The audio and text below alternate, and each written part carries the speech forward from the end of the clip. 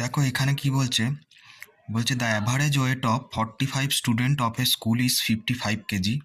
If the weight of the teacher is included, the average weight rises by 300 grams. Find the weight of the teacher. দেখো 45 জন স্টুডেন্টের average হচ্ছে 55 KG.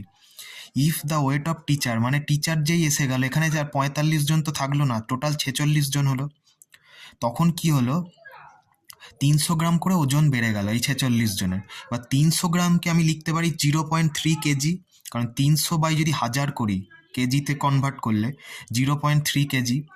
তার মানে 55 কেজিতে average ছিলই, প্লাস 46 জনের 0.3 কেজি করে ওজন বাড়লো। জাস্ট এটা যদি যোগ করে দিই আমার ডাইরেক্ট টিচারের ওজনটা আমার চলে আসবে। যদি 46-এর সঙ্গে 0.3 করি তাহলে কত হচ্ছে, 3 6 18 8, তাহলে 1 3 4 12 13, মানে কত হচ্ছে 13.8 আসছে। মানে এদিকে 55 থাকছে প্লাস 13.8। এটা যদি দেখো ডাইরেক্ট যদি যোগ করি, দেখো 68.8 কেজি, এটাই অ্যান্সার আমার ডাইরেক্ট চলে এলো। কিছুই করলাম না। 46 জন টোটাল হলো, 45 জন স্টুডেন্ট আর একজন টিচার, 46 জন। প্রত্যেকের যদি 0.3 গ্রাম করে বাড়ে, আমার টোটাল কত বাড়ছে, 13.8 কেজি বাড়ছে। সিম্পল।